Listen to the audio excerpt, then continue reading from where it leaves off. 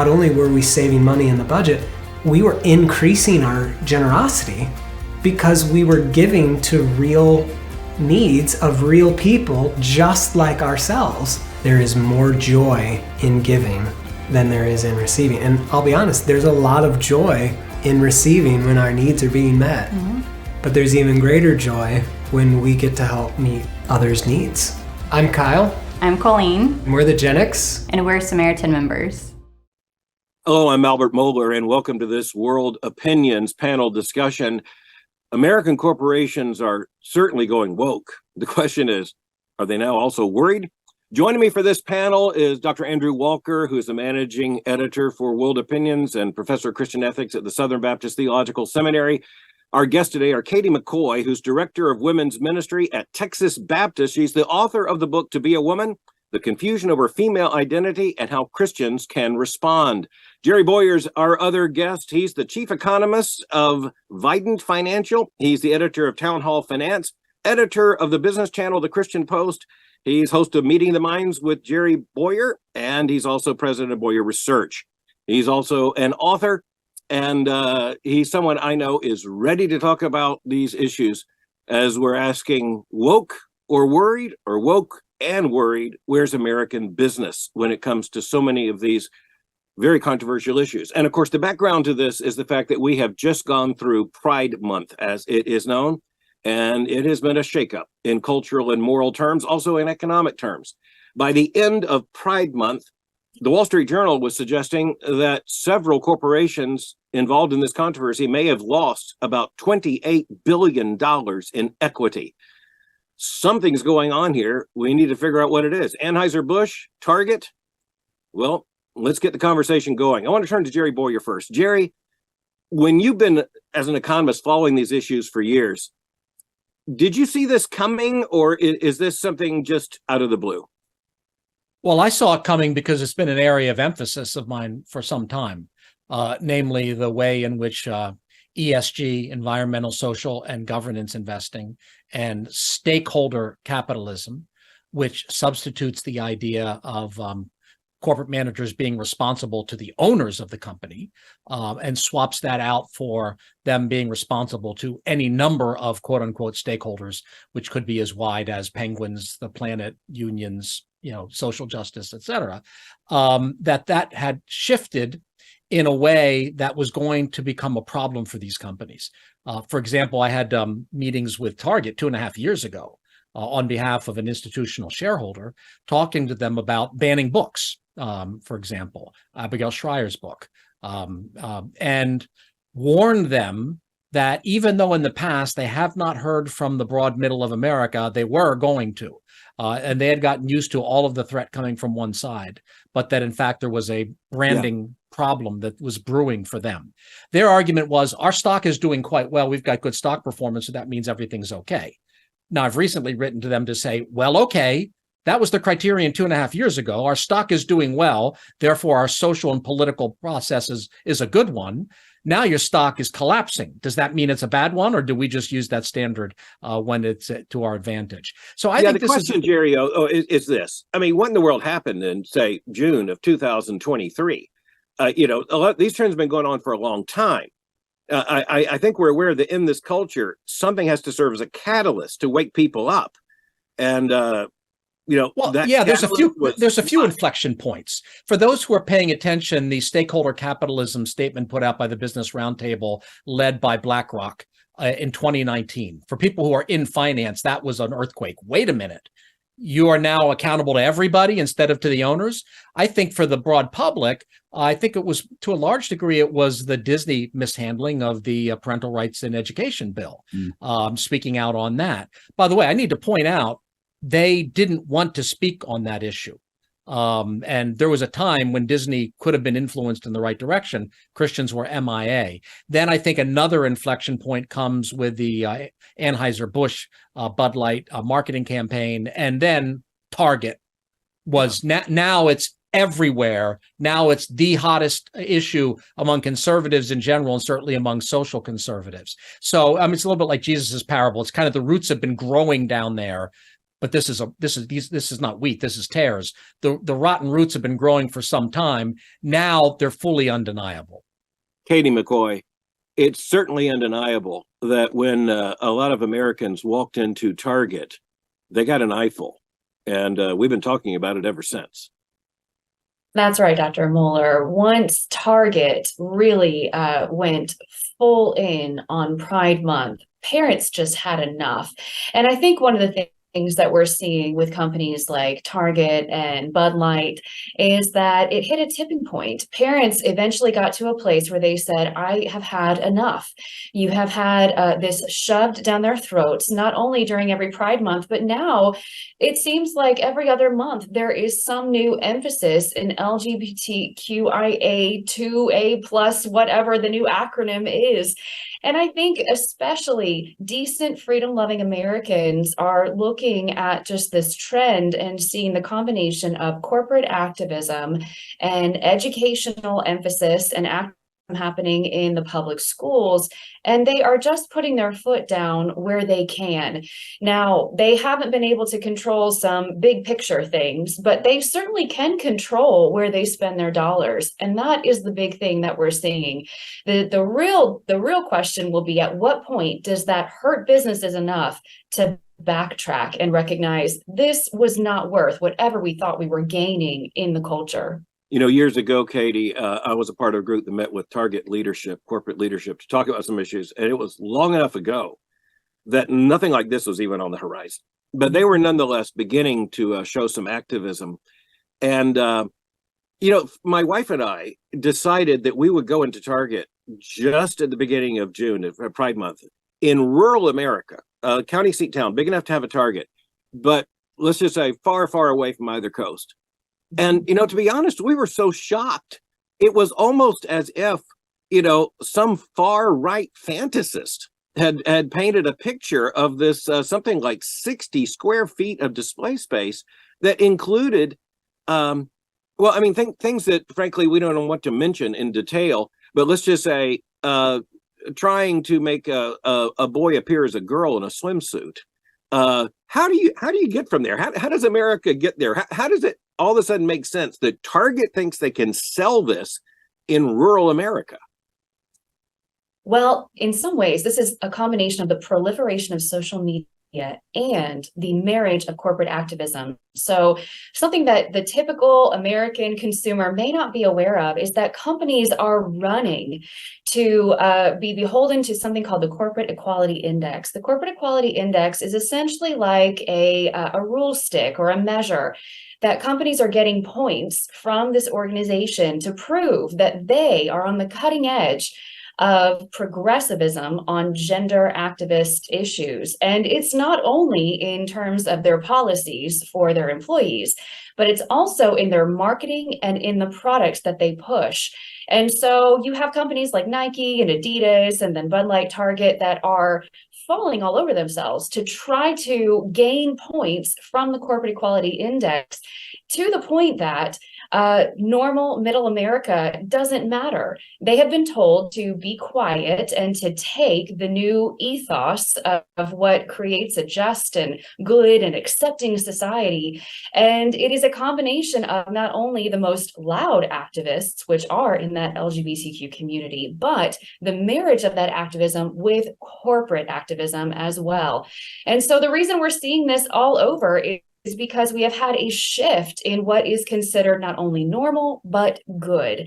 And until the average American consumer stands up and says, I am not going to vote with my dollars for that, things will not change. But the amazing thing is that Target, even though it is, I think, the eighth largest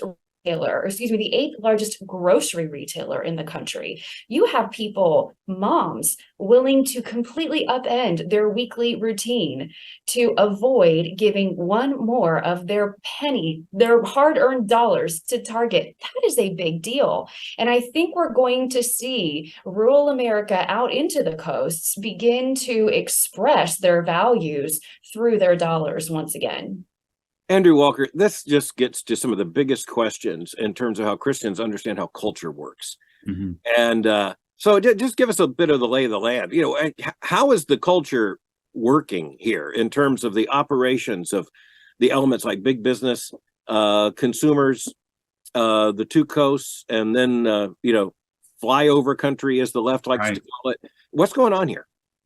Well, I mean, I think what we're seeing play out in real time is a phrase that you and I will often use quite frequently, which is that ideas have consequences. And so we should not consider how we've gotten to this present moment as purely coincidental. There are cultural forces that themselves may not be aware of the logic that they are swimming in, but the logic necessarily has, or the revolution has a logic to it, and it's brought us to this point. And we can think back to the fact that, very recently we've had the anniversary of Obergefell, which we're now, I guess, 8 years past Obergefell. And Obergefell was advertised as love wins, right? If you don't want a gay marriage, don't get a gay marriage. But the problem is there are certain presuppositions about the nature of human nature, the nature of marriage, that began in 2015, that begins this revolution of redefining other aspects of our existence. And so if you can erase the concept of marriage, of having any finite fixed essence to it, who's to say that what it means to be a man or a woman has any fixed essence to it as well? And so this is all very, very seamlessly tied together.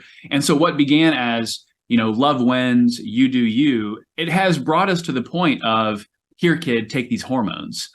And we're seeing really the zaniest elements of this revolution work itself out. And I think, as far gone as we oftentimes want to think American culture is, and I think it arguably is at its most elite level, I think in these types of moments, it's worth recognizing that you've had what I would call the revenge of the normies. You have normal moms and dads who don't fashion themselves as activists, but have kind of reached this level of fatigue and exhaustion to say, all right, we don't have the cultural levers at our disposal to steer everything how we want to steer it, but we can, as Katie just mentioned, vote with our dollars. And I can just tell you, speaking as a husband to a wife and a mom who does the bulk of our shopping, my wife, who's not an overly ideologically engaged person, because guess what? She's busy being a wife and a mom. She has gone out of her way to avoid going to Target. And I'm just thinking to myself, how has this moment weaponized other moms who may not necessarily find themselves being ideologically predisposed, but again, have had some sacred line breached where they're saying, okay, we can appreciate tolerance and respect and kindness, but this is a bridge too far when you have certain unmentionables at Target being sold to children. And again, things I'm not going to say out loud because they broach the decorum of what I think we would want to talk about here at World. Well, I thank you for that judgment. If only Target had shown similar judgment, but here we are. I want to turn to Jerry Boyer again, because Jerry, let's just be honest. You and I are the only ones on this conversation who can actually talk about this with living memory. But if you were to go back, as you and I can, to the 1970s and the 1980s, the big conversation was how there was a fusion between corporate interests and what even was called the religious right. In other words, there was this, and then you have libertarianism and some other strains. But basically, you had cultural conservatives and American corporations in concert. I mean, so much so that the Chamber of Commerce, the U.S. Chamber of Commerce, the National Association of Manufacturers, which probably had more power actually in the economy then than now, but nonetheless was just, the earth shook when the name was invoked. They were clearly siding with conservatives a generation ago. So what in the world happened? Well, I think, let's take a step backwards here in terms of sort of biblical social philosophy. My premise is that everything to which we do not apply salt is always rotting. So basically, or anything that's not being resurrected or salted is rotting. And we took the relationship with corporations for granted. And so we didn't witness there. And people, kind of the alphabet club, very aggressively focused on major corporations. And we were completely MIA. I mean, it's embarrassing how much we lost. It's like there was every publicly traded company in America has an annual election. The majority of shareholders are conservatives. Shareholders are more conservative in general than non-shareholders, even on moral issues. So it's like every year there were 5,000 elections in red states that we lost because we didn't know we were allowed to vote, didn't show up, and didn't get engaged. So, I'm outraged about what's going on with these companies. But I before we conservative Christians get super outraged, go back and say, wait a minute. Where were we when this was happening? Because the other side had foresight and engagement as shareholders, and they would buy one share and show up in an annual meeting and just kind of pound away at these companies. By the way, roughly 70% of members of boards of directors of corporations are Republicans. So either they're cowardly Republicans, or all the pressure is coming from one side, or some kind of combination of those. So I want to kind of come back to us and say, what didn't we do and what should we do now? Because the left didn't take over Target through consumer boycotts. It did it through shareholder engagement.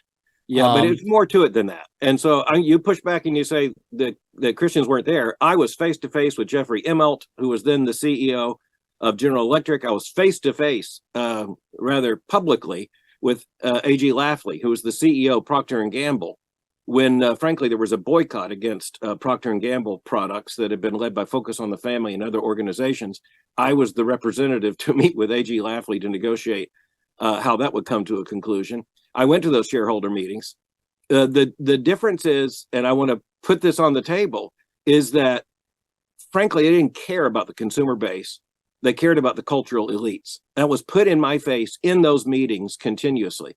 I had business meetings, and frankly, the invitation of both of those CEOs, because they needed to say they had done it, but they had parties with the leftist activists.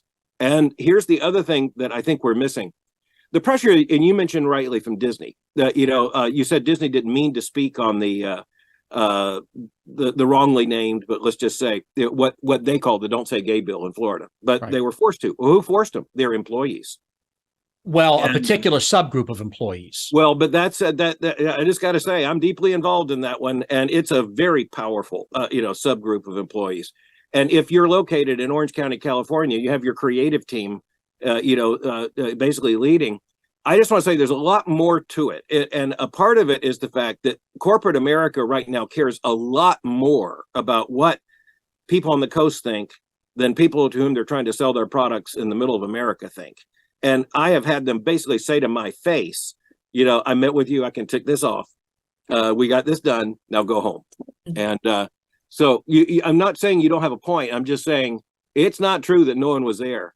And it was really true that they were already determined to do what they were going to do. You're right. It wasn't no one. You were one. There were not many, let me tell you. Having attended several hundred annual meetings of corporations, let me tell you, there's almost nobody from our team there. I'll round it down to a zero, but I'm glad you were there, and I'm glad that I was there. But when there's a meeting and there's 300 people and there's one or two like us, then something's wrong, especially when we're the majority of the country and the majority of shareholders. And we elect directly or indirectly. Yeah, directly or indirectly. And that's another thing we're going to come back to in a few moments, is that the indirect part of this is, where there's mutual funds or retirement accounts, these massive pension funds, that this all plays a big role. And frankly, for instance, you take some of these giant pension funds, Jerry, their leadership doesn't really care what the members of the fund think. You see this in massive numbers of cases where you've got the heads of these pension funds, and they're deeply involved in investments. And quite frankly, you can be a retiree or someone with a retirement plan. You really don't have much of a say at this point. Well, you have litigation possibilities because they're breaching their fiduciary responsibilities. I understand the challenges are genuine, but I think about how to win, not about all the things that are against us. There is a great deal of vulnerability to pension funds that look at ESG factors and use woke capitalism strategies rather than maximization of return. So now, there to are make ways your to point. Isn't yeah. that what got to Larry Fink? I mean, didn't he basically have a cold shower of reality where he discovered he was going to have huge legal liability if indeed he pressed on with what would violate his fiduciary interests? Yeah, I participated in the BlackRock annual meeting, and I actually asked a question about ESG. In his opening statements, he did not mention the letters E, S, and G in that order once. He mentioned the F word, fiduciary, which is, that's the F word he never wanted to use before. But he mentioned fiduciary a lot. This is just a few weeks ago. So yeah, there's a shock of reality here. Red state pension managers and treasurers are writing letters to these people. See, the thing is, I understand that we're outraged and there's a concern, but I'm seeing victories every day of the week. So it's almost like if we start to engage more, it's shocking to me how quickly this thing is collapsing. I get that we're like grasshoppers in their eyes and they're formidable, but I'm seeing them fold in meeting after meeting if we engage, but we have to be bold about it. Yeah, well, you know how much I'm thankful for your analysis. I tend to be far more pessimistic, quite frankly. So that's why we can have a good conversation. Katie McCoy. Yes, sir. Let me tell you what I learned in the Procter & Gamble boycott, which, by the way, I didn't start, but I did kind of inherit in terms of having to deal with it. And it was a big enough deal that A.G. Lafley, the CEO of the world's largest consumer products company, had to finally have a meeting with evangelicals to say, how can we deal with this? So I did not tell him this, but I'm telling you this. I can tell you one of the great moral lessons I learned from that Procter & Gamble controversy, and that is, don't get between an evangelical mother and a box of Tide. In other words, the boycott was not a smashing success, and because Christians continued to use Procter & Gamble products. So I'm just turning to you. Yes, you're right to say there's outrage at Target. Is this going to last? Is this just ephemeral? What do you think's going on here? That's a great question. I hope it does last, if anything, so that we can see, hopefully, this major corporation cave to the consumers and not to the activists. But it's going to take some sustained effort on the part of conservative voices to keep this ever before the public. You're right. We had a recent controversy in the last few years related to Target and bathrooms or gender neutral clothing, and it kind of comes and goes. Where I do think we could see some of this last is in how the corporate activism represents one piece of an ever-growing confluence of cultural influences, not only in business, but in education, children's entertainment, medical research, therapeutic theories. And it could be that this is going to have a bit of a tipping point, like we saw in the gubernatorial election of Virginia in recent years, and how parents certainly rose up to speak out about that.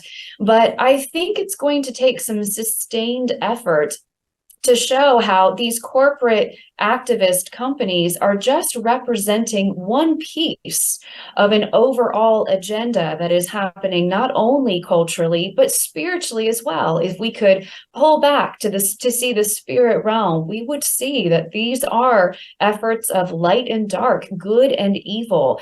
And there are forces at work to capture the hearts and minds of this next generation. And it's only when we frame it in terms that cosmic that I think we can keep it ever before the public, and they can recognize that they have not only an opportunity, but I would say a duty to represent that which comports with Christian values in the public square. Andrew, let's be honest. What neither of us wants to name is a product Target tried to sell that was a swimsuit they said was directed to adults, but came in younger sizes, that would attempt to make a boy look like a girl in a bathing suit. Now, in what world does it make sense that a company like Target would offer that to the American public? I'm going to make the suggestion to you, and you fight back hard if you disagree. I don't think this is ever about selling that product as a swimsuit. I think was about selling an ideology and a cultural normalization. Agree or disagree? No, I agree with that. I mean, this is a question of what does a corporation see as their primary responsibility, and which, by the way, used to be to make money. Correct. Which they would dress it up by saying to serve the public, but basically corporations existed to make money for investors. Correct. It's moved from a profit-seeking institution to what Jerry and Katie have already alluded to, which is the conglomeration of woke capitalism, which is to more or less virtue signal particular causes. And I think one thing we can recognize here that I think is a positive is, I would love if Target would, immediately switch sides and begin supporting wholesale conservative Christian causes. But we aren't there yet. But one thing I think we can celebrate is, even if they are not totally on our side, one way to measure a victory is the fact that they have been neutralized. And so to get them... Okay, go ahead. My goodness, you sound like the most incredibly wide-eyed optimist I've ever heard. What do you mean neutralized? Who's been neutralized? So, I mean, the people who are pushing that agenda at Target haven't gone home. The Sisters of Perpetual Indulgence got re-invited.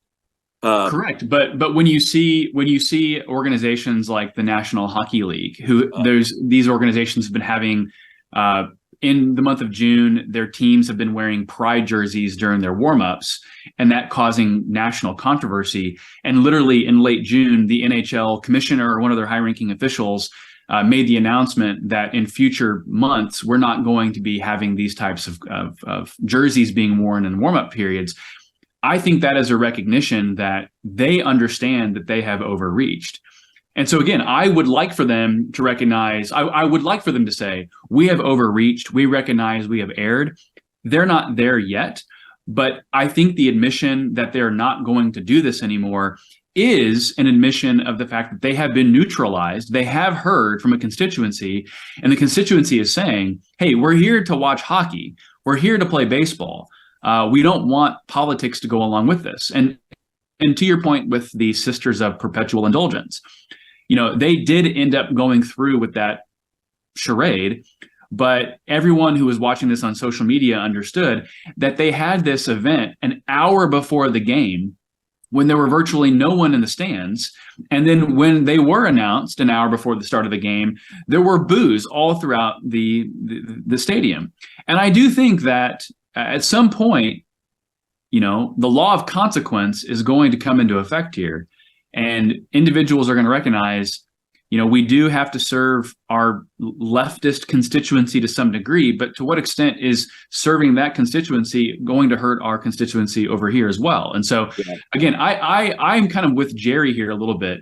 Maybe I'll split the deck between Jerry and Dr. Moeller in the optimism-pessimism matrix to say that, I do want us to get total victory, but neutralization is, I think, a path towards victory. Yeah, I think we're fooling ourselves if we think we neutralized anything. I think we're also fooling ourselves if we think there hasn't been any impact, if no message has been sent. I think we'll find out in June of 24, for one thing, a real clear indication of what has changed and hasn't changed.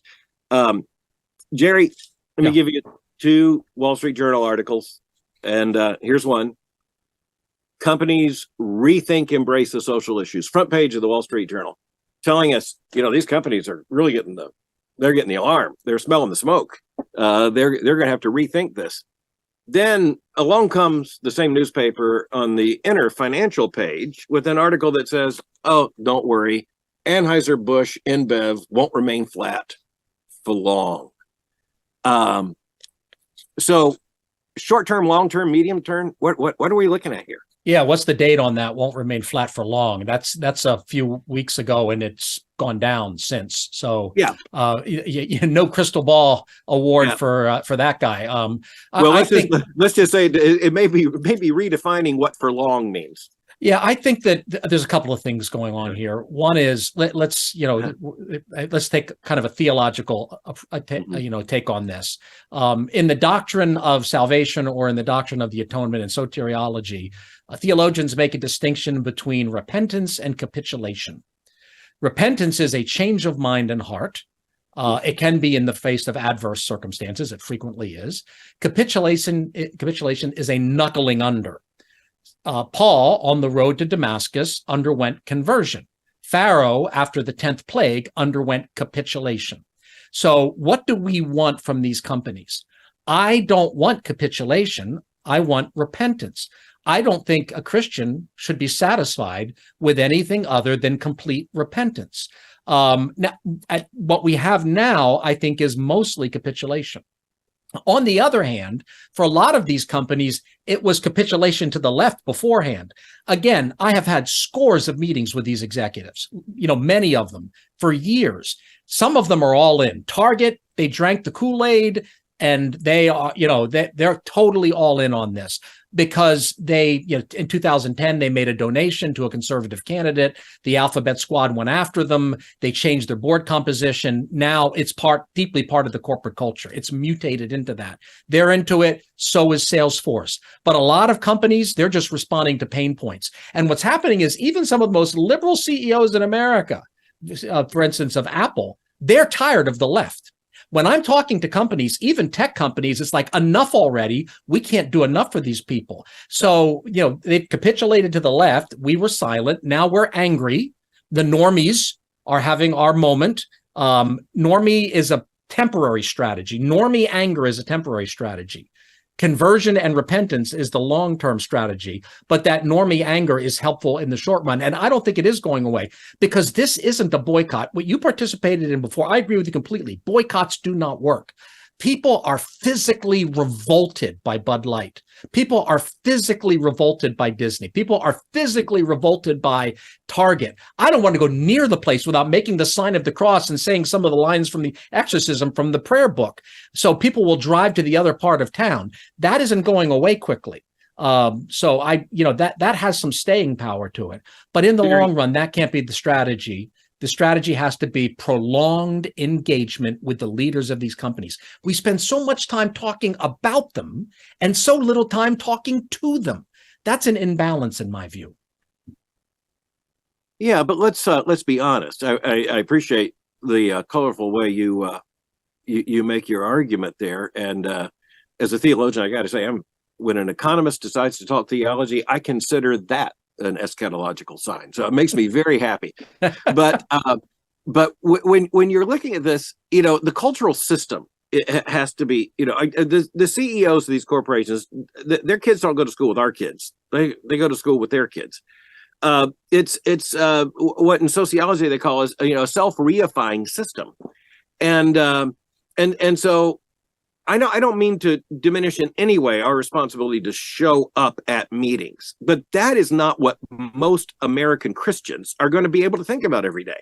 What they're thinking about every day is how they operate when they take their kids to Little League, when they go to the grocery store, when they go to church, when they do these things.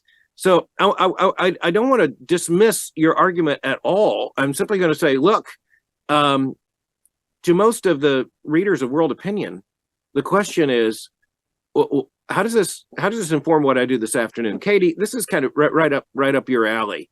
So when a Christian says, okay, what do I do about this? What do you say to them?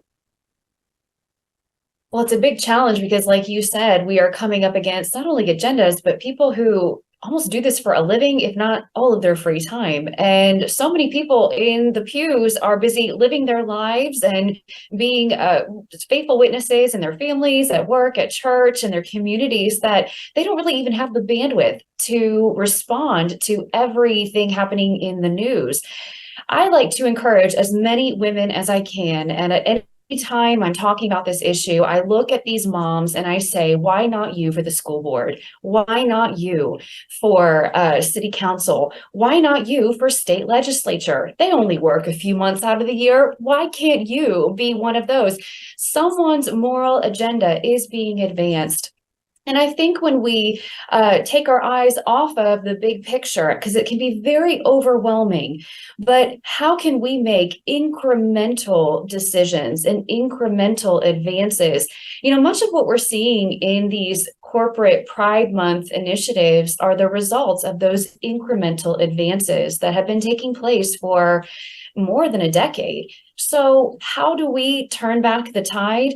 Well, there's two ways to tip over a boat. You can try to do it in full force and try to sink it that way, or you can poke just enough holes in it that it can't hold up against the tide anymore. And I think that might be the approach we need to take. We can't necessarily produce the force to sink a boat in one fell swoop. But what we can do is poke just enough holes in all of their arguments and be just enough of a persistent force that the things that we're seeing happen in culture, they cannot continue to hold up. They eventually will sink under the weight. So I think it is the incremental, the small, the sustained things that happen over a decade and certainly over a generation that we will see produce long-lasting change. But Jerry, and thank you very much for that, Katie. I think that's a kind of practical argument that really helps. Jerry, part of our problem is, let me just give you a real life example. And again, this comes from my involvement serving on the boards of evangelical organizations trying to deal with this. Let's say you want to use a bank. Let's say you need to use a credit card. And thus, very scandalously, some credit card company comes out with a statement, and then you hear from a board member who says, we probably ought not to do business with that company. Until you look closely at what they missed was the other two major credit cards used exactly the same kind of promotion, which is to say we're up against something a lot more complicated and a lot more massive than I think a lot of Christians think. So in other words, canceling your account at this bank, how do you know which bank to go to? So, we talk about the good, the bad, and the ugly. How do Christians know who is the good, who is the bad, and who is the ugly in this picture? Who's going to tell us? Well, that's what I try to do. And, if they read World Opinions, they'll see material pretty frequently on this topic. For example, the battle with JP Morgan Chase. I worked with a financial advisor named David Bonson to put a proposal on the ballot. By the way, do people know you can do that? If you've owned $2,000 worth, $2,000, we're not talking about millionaires here. If you've owned $2,000 worth of a company for 3 years, you can put a proposal on the ballot, like initiative and referendum. Now they do fight back, but we fight back against their fighting back, and we often win. That is the opportunity to speak at a shareholder meeting to the other shareholders and to speak to the board of directors and to make them vote. The average mom can't do that. In other words, I'm not arguing against that, but for the listeners of World Opinion and for those in this panel, this proverbial soccer mom, it just isn't going to be able to do that. What can she do, and how can she know where she should buy? The average mom should talk. I think most average moms have a 401k plan or an IRA and something like a financial advisor or a financial planner. A very high proportion of them do. I'm working with Christian financial advisors and financial planners all the time to help average moms set the agenda. We have so much more power than we know that we have. But I'm all for redirect. What say again? Where does she buy her kids' shoes? How does she, in an informed way, think about day-to-day economic decisions? Well, there are databases out there. 1792 Exchange has one called the Corporate Bias Index. Second Vote has one. It's Tell an people app how they can on get your to it. phone. Can you just quickly just say, okay? Yes, you can just be a target, red, and you can see who's on the naughty list and who isn't.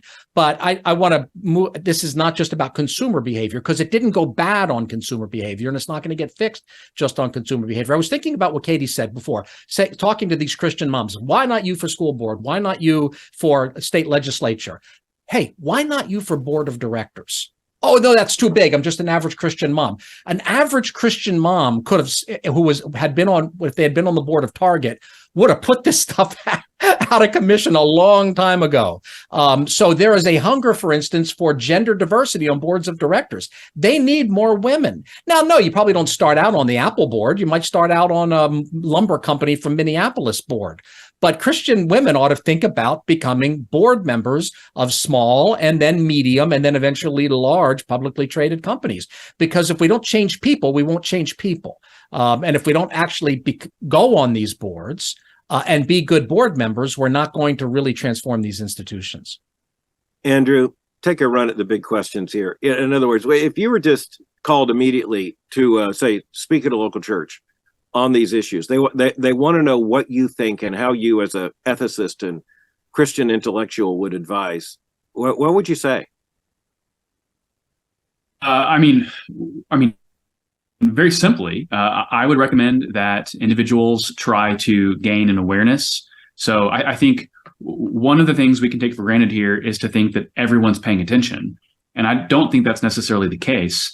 I am encouraged by the fact that in this past month, I have noticed more engagement than in typical. But I think most people, again, want to put their heads down and just, be kind of culture conflict averse. So I would recommend getting engaged, paying attention to reliable news sources, which we would be remiss not to mention World Opinions as one of those news sources. But then I would recommend the entire World Enterprise, World magazine, which they're able to go into even some investigative reports that are very helpful. But fundamentally, it's not just enough to be engaged and to know kind of where all of the battlefronts are necessarily. I think it is to possess kind of the right paradigm for why you're engaging. And let's be really clear. This isn't just about we want to protest and we want to get angry. We ought to be channeling that into something productive, because at the end of the day, this is not about just venting our spleens. It's about the fact that we do think something insidious and toxic is actually infecting the culture.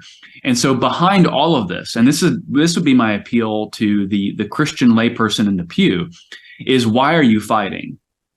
Is it you're fighting to, own the libs, so to speak, or are you fighting because you actually have a coherent account of what is true and good and beautiful, and that you're fighting because of what's behind you that you love, not just to get angry at the stuff that frustrates you in the front or in front of you. And so I would want to just, get at the level of, why are you expressing the frustration that you are in this situation?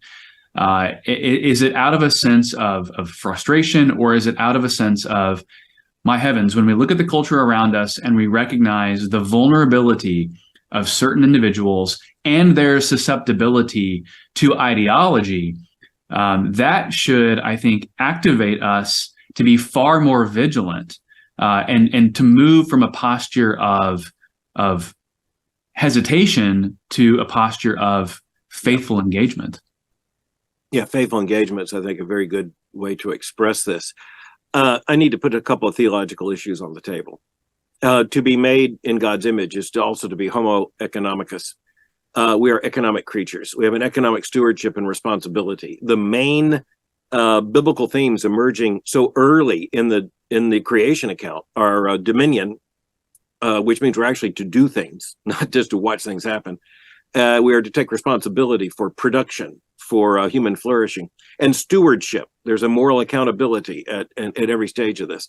To be homo economicus, there is homo academicus, that's largely who we're fighting against. But homo economicus is also a being that in a world after sin has no safe place. There are safer places, but there's no sinless place. And so that's why we believe in, for instance, the doctrine of subsidiarity that says that, the safest place is the most basic place. So you're going to start with marriage and family and, parents and children. The more you abstract from that, the more dangerous it gets. By the time you get to global corporations, my goodness, we're in a very unsafe place. But the point is, we're not suggesting total economic withdrawal. We're not suggesting everybody move to the Canadian border and live in the woods. So, Katie, we're asking people in real life, in real family life, in real community life, to make a difference. How do you express that? In other words, to a Christian mom or to a Christian family, how would you say they're to operate? What are they to be thinking about? think the Sermon on the Mount gives us perhaps the best paradigm for what that faithful engagement looks like. When we talk about being the salt of the earth and the light of the world, that means that we are being the moral preservatives to an ever decaying society. When we are the light of the world, as Jesus called us, that means that we are shining and bringing forward what is true, good, and beautiful, the things that lead not only to human flourishing, but whatever is in alignment with God's ways is also going to be for humanity's benefit. One of the things that we end up really missing in this conversation is, as Andrew said, that why. We're not looking for social preeminence. This isn't about a reordering of cultural power, which is how the rest of the world operates. We are trying to advance that which is good for humanity. And that means that no matter where a person is in their relationship with the Lord Jesus, they are still an image bearer of God. And those general revelation aspects of creation and conscience, things that God created to give order to the world, to demonstrate purpose and design, anything that would obscure that or lessen our witness to give evidence of God through those things of creation and conscience, that means that we need to push back on anything that could be defying our Creator and obscuring the truth from that general revelation, which only blinds humanity to the truth of their condition and the reality of God. And let's keep all of that in view here too. We are trying to push back against a darkness that tells people that defying their Creator and going against His design is the pathway to joy, peace, and freedom. This is not about making America a Christian nation. It is about preserving the things that are good about humanity, that God created us to live in: wholeness, family, the integrity of the body, and what that means for being a contributing member of society in the world. So I think recapturing that why will give us the blueprint for the how. All right, so let me put you on the spot, and thank you for all that. Now I'm going to make it harder. The proverbial 10-year-old question. You are advising a mom who is standing in Target with her 10-year-old, boy or girl. And so let's just say they didn't know what they were walking into, but now they're looking at this massive display. And the boy or the girl says, "Mom, what's that?" Okay, let's just say if it's not in Target, that mom's going to get that question. What do you say that mom should say? That, like every other sin, it is an expression of people attempting to define themselves and define what it means to be a happy and whole human being, according to their own hearts, according to their own minds, rather than according to God's design. It's such an opportunity not only for parents to instill in their children that worldview discipleship that says God created every human being in love, and that we will never understand what it means to be a man or a woman until we are in right relationship with Him. And until we're in right relationship with Him, we can never be in a right relationship with ourselves and other people. But along with that, to be the witness publicly in the community that says we are trying to stand between people and a cliff, and they are running headlong into that cliff. And every time that we uphold God's design for humanity, we are upholding what God created humanity to be, and to be happy, whole, blessed, and fulfilled. So this simple answer that you would say to a 10-year-old looking at the expressions of gender ideology, it's the same thing that we would say to every other evidence of human sin. It is as old as Genesis 3. Did God really say? And the lie that says He is holding you back according to His laws, that they are not in your best interest, that they're not really for your good. And every time that we confront gender ideology, we are confronting a lie as old as the Garden of Eden. Andrew, I ask you the same question. It's the 10-year-old. I think I told you sometime back. This came to me because a mom came up to me and said that she had been with her two boys in a park, oldest one about 10, and they passed a very clear gay pride expression. And the 10-year-old just said, "What's that?" Okay. So Andrew, what's that? Yeah, well, I mean, it's interesting that it's 10-year-olds who are often the most acutely aware of things that seem awry, which I think is a way of recognizing that sometimes those who have not been subjected to years of ideology let their eyes tell them immediately that they know something is off. I would use the phrase here oftentimes that the natural law finds a way, and it often finds the way in the unshocked conscience of a 10-year-old boy or girl who just intuitively recognizes that something is awry here. Now, what I would say, and by the way, Katie, what you just mentioned in your previous remarks was beautiful, and I really can't capitalize on what you even said. I would want to begin to walk the child through a simple creation, fall, redemption, restoration paradigm to understand that the Christian worldview has an account for why everything appears the way that it does in this particular situation that we find sinful, wrong, immoral, or even perverse. But I would also say, and I would challenge anyone to find a worldview that can do this like Christianity can, is to say that we have a way to critique this as something that's morally wrong and perverse, while at the same time possessing a worldview that allows us to state our affirmative love and care for every single person involved in a situation that we would consider wrong because of our doctrine of the Imago Dei. It's the same Imago Dei that tells us that man and woman have been made for one another, and it's the same Imago Dei that tells us that we are to love every single man and every single woman because they are made in God's image. And so this doesn't actually have to be very complex. It's understanding the basic storyline of Scripture and in a very real way, testifying to the fact that the things that we're seeing with our eyes right here are evidence of living in that Genesis 3, Romans 8 chapter world. But the story doesn't begin there and it doesn't end there either. So this is a full-orbed opportunity to get a biblical worldview in place. Jerry, I want to reference another Wall Street Journal article, this on the front page of the finance section. So I've dodged the 10-year-old child question? Yes, only for the sake of time, but okay. I'll arrange for you to personally offer the 10-year-old some advice.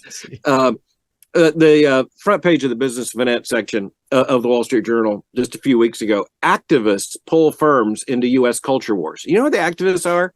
They're you. They're not the LGBTQ groups. It's astounding how you see a coalescing of the argument now that all this controversy is due to basically conservative Christians showing up where they really don't belong. Yeah, it's only political when we fight back. Up until then, it wasn't political. It's like going to a boxing match and pointing at one guy and saying, "Look, he's fighting."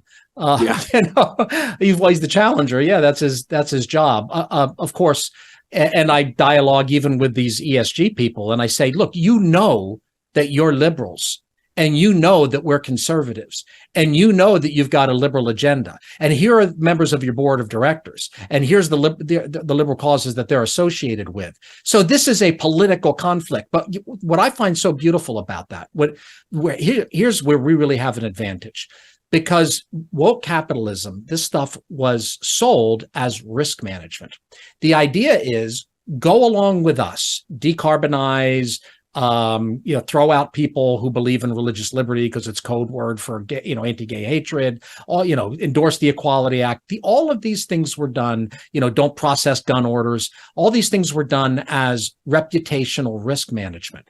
This was the way to avoid controversy. Woke capitalism was sold to boards of directors as the way to avoid controversy. How's that working out? See, at the point, we don't even have to win to win.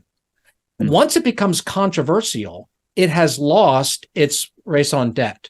because it's no longer risk management. It exacerbates risk. And so even if they think we started it, we turned it into a culture war. Well, I don't think that's the case. It was a culture war. It was basically a monologue, and now it's a dialogue. It's a debate. I think that's an improvement. But even if you think that we're the ones who made it controversial, well, it is controversial now. It's not safe. And actually, I think CEOs like safe. Most people don't become CEOs by becoming big risk takers. That's entrepreneurs become risk takers. CEOs tend to be risk averse, just kind of rise gradually through the bureaucracy. Now that this is controversial, it's become somewhat radioactive, which is why, we've talked a lot about the LGBTQ stuff. We've talked a lot about Target, which is probably the worst example. What I've seen is when the Human Rights Campaign went out and said, who wants to endorse the Equality Act with us? 1,000 companies nearly signed up. When the pro-aborts came out and said, who wants to criticize Roe versus Wade's reversal with us? Crickets. And about 50 companies came out and said, well, we're not going to criticize it, but we'll offer health benefits. We're just going to make it an HR thing. That is a huge shift, and it's before all the Target thing. And the other thing in that regard is every single pro-abortion resolution on the ballot this year was defeated. Last year, they were getting 30 and 40% support. This year, they're getting 10% support. On the abortion issue, we have seen a huge reversal in momentum in corporate America. Edelman said, classic 50-50 issue, don't touch it, it's radioactive. And the vast majority of companies that just would have fallen in line behind the cause of the year, they're saying, no, we're going to keep our distance this time. And I've even asked at annual meetings, companies that came out and really did criticize Dobbs. And I said, why are you speaking out on abortion? Oh, we're not speaking out on abortion. It's just, human resource, policy. And then I would send them their tweet at the time. And they're now saying, oh, no, we're neutral. So most of these corporations, the vast majority, have moved to neutral on abortion. To me, that's pretty miraculous given what I've gotten used to seeing over the years. Yeah. Okay, so that was brilliant. And you put that together with Katie's theological grid for understanding this and Andrew's advice to Christian families. The issue of the risk management is really, really important because these companies are doing what they think is following the path of least resistance. They're actually trying to minimize damage. So, I think if anything, redefining that risk management is just really, really important. I want to thank all three of you for joining me today for this panel. And we want to thank the readers of World Opinions and the larger World Magazine and World Enterprises. You're who are on our mind when we write articles and when we consider something like this panel. A special thanks to Katie McCoy, and also, of course, to our dear friend, Jerry Boyer. And, we just look at this and recognize we're in this for the long haul. Andrew, you in it for the long haul? I am. And one of the reasons you are is because you're a churchman. Another reason you are is because you're a father and a husband. And I have to say I'm in it for the long haul, at least in part, because I'm a Christian and I'm a grandfather. I've got to be in it for the long haul. All right. Many thanks to Samaritan Ministries for sponsoring this live stream. We think this is an important conversation. We hope that at World Opinions, we're helping to foster important conversations for Christians. And the big issue is for all of us, how to think more faithfully so that we can live more faithfully. Sometimes like this, we need to talk faithfully in order to help figure that out. Thanks again for joining us today for this panel for World Opinions. On behalf of Andrew Walker, Jerry Boyer, and Katie McCoy, I'm Albert Mohler saying we'll see you next time.